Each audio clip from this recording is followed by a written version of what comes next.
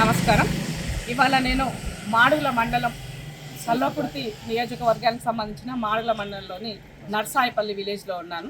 ఇక్కడ నేను వేరే పని మీద వచ్చాను. బట్ ఇక్కడ అన్న కూర్చొని వాళ్ళందరికీ కూడా ఈ ఫామ్స్ ఇస్తూ ఉన్నప్పుడు ఏంటో అని చూస్తాను. దీంట్లో వాస్తవానికి ఈ ఊర్లో 162 మంది లబ్ధిదారులు మన సిలిండర్ ఎల్పిజి ప్రజాపాలన ప్రభుత్వం రేవంత్ అన్న సర్కార్ ఇచ్చినటువంటి 500 రూపాయల సిలిండర్లు సంవత్సరానికి 3 అన్న పథకం కింద లబ్ధి పొందుతున్నటువంటి లబ్ధిదారులకు వచ్చేసి ఈ ఫామ్స్ వాళ్ళకి మీరు తీసుకున్నటువంటి గ్యాస్కి 360 రూపాయలు 320 రూపాయలు సబ్సిడీ ఇస్తున్నారు అని ఒక లిస్ట్ తీసుకొని క్రాస్ చెక్ చేస్తూ ప్రతిదీ కూడా వాళ్ళకి ఎడ్యుకేట్ చేసి అవేర్ చేస్తున్నారు అన్న.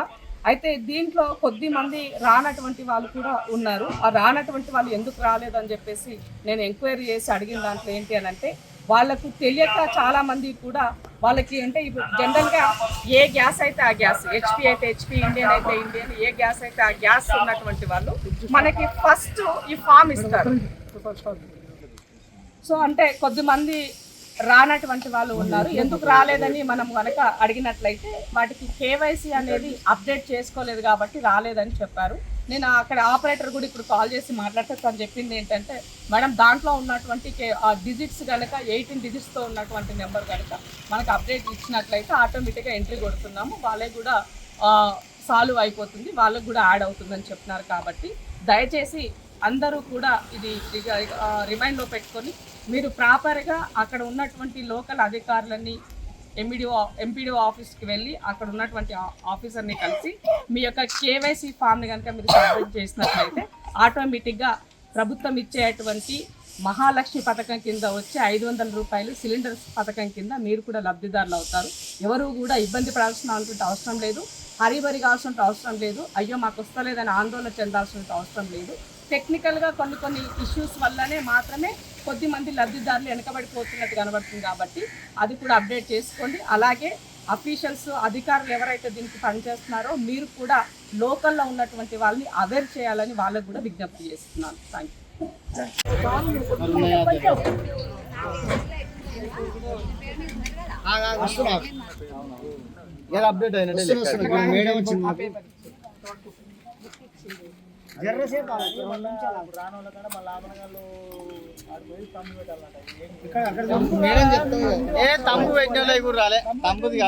లిస్ట్ అంతా పెట్టుకొని తను ఎవరెవరికి సబ్సిడీ వచ్చినా ఎవరు వాళ్ళకి చేస్తున్నాడు.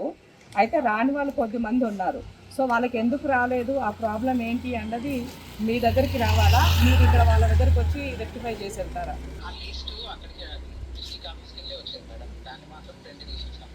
అదే నువ్వు కాపీ ఇచ్చావు కానీ ఎందుకు రాలేదు, రాని దానికి వాళ్ళు ఏం చేసుకోవాలి, ఏం సబ్మిట్ చేయాలి వాళ్ళకి చెప్పాలి కదా. వాళ్ళు ఎడ్యుకేటెడ్ కాదు కదా. అర్థమైందా నేను చెప్పింది?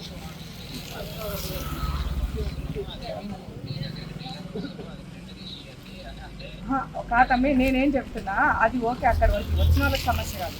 రాని వాళ్ళు పెండింగ్ ఉన్న వాళ్ళు వాళ్ళంతా పెద్దోళ్ళు, ఏజ్డ్ ముసలోళ్ళు ఉన్నారు. వాళ్ళు ఇప్పుడు వాళ్ళు వచ్చి మన ఆఫీస్లో చుట్టూ తిరిగారు కదా. అవును,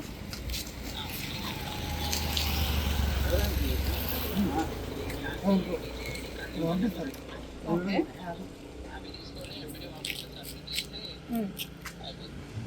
ఎంపీడీ ఓకే. సో అంటే వాళ్ళ దగ్గర బుక్ ఉంటుంది కదా, గ్యాస్ బుక్ ఉంటుంది కదా.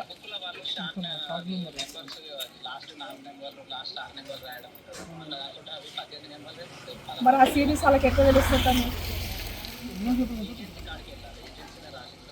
సో అంటే ఏజెంట్స్ వాళ్ళకి ఇప్పుడు ఆ ఊరు ప్రకారంగా ఎవరెవరికి వచ్చిందో మనం ఆ లిస్ట్ ఏమైనా ఏజెన్సీకి పంపించున్నామా మనం?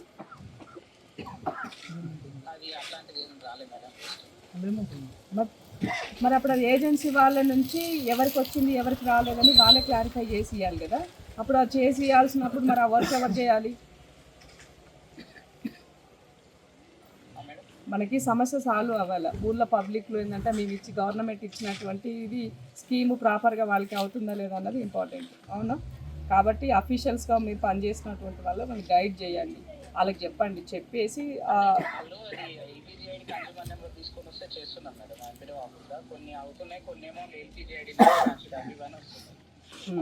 ఓకే ఎల్పిజి నెంబర్ తీసుకొచ్చి మీకు సబ్మిట్. మీరు ఎక్కడ ఉంటారు? ఎంపీడీ ఆఫీస్లో, అంటే మాడుగుల ఎంపీడీ ఆఫీస్. అడగలే ఆయన